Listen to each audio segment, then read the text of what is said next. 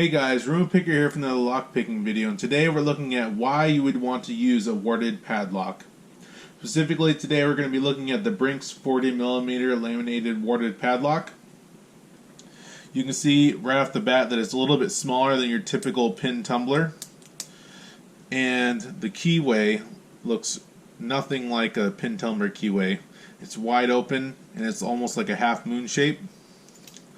Looking at the key, you can see it also looks completely different than you would see for a pin tumbler lock.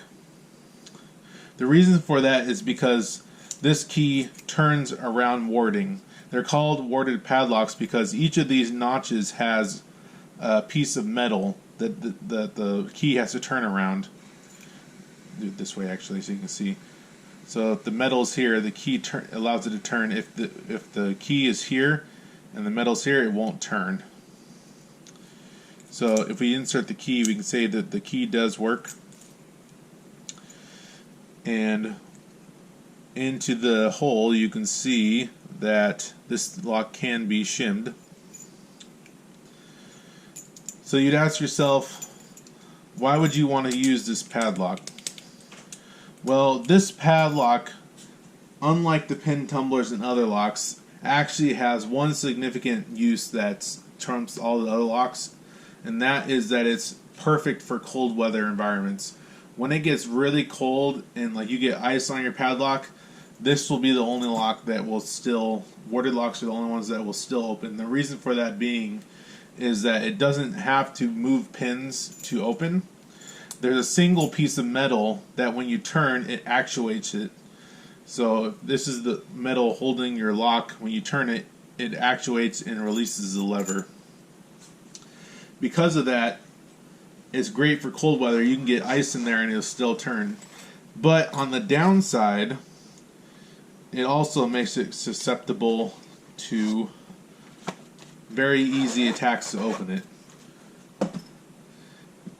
These are over here are skeleton keys. I'm going to show you, you can still even open this with like a hook.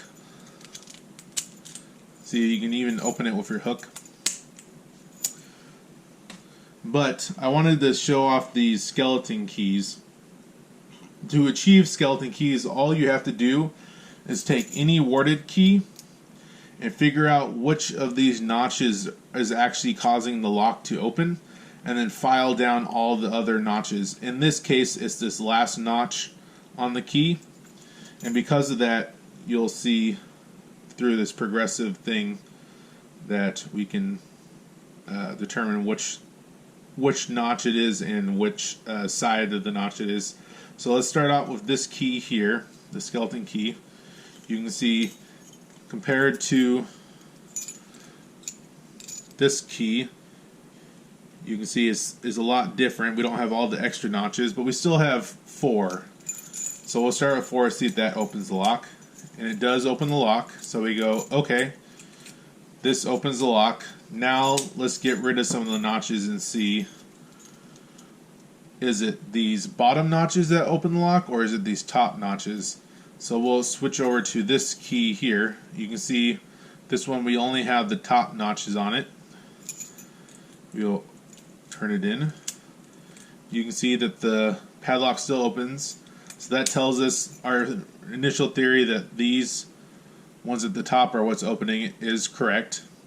So next we can determine, is it the left hand side or the right hand side that where is the locking mechanism.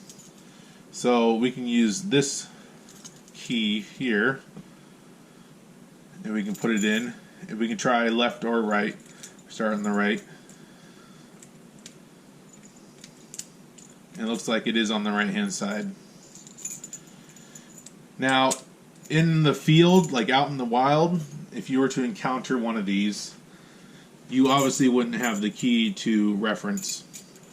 You can take your hook and stick it in here and find these notches. Obviously the key is never going to be wider than this keyhole, but you can find these notches, and using your hook you can see how deep they are.